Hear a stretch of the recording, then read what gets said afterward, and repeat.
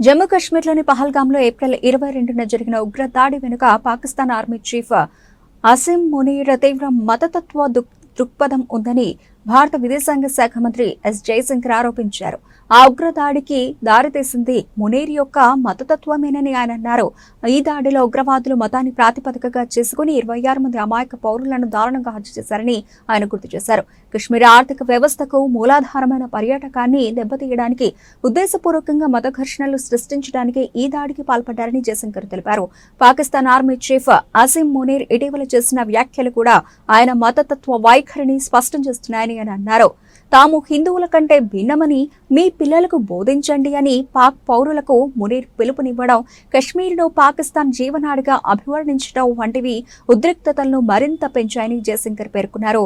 Pakistan army chief వ్యక్తం చేసిన అభిప్రాయాలకు ఉగ్రవాదుల చర్యలకు మధ్య స్పష్టమైన సంబంధం ఉందని ఆయన నొక్కి చెప్పారు. ఇదే సమయంలో పీఓకే భారత్లో అంతర్భాగమని దాన్ని పాకిస్తాన్ తిరిగి అప్పగించాలని జయశంకర్ మరోసారి డిమాండ్ చేశారు.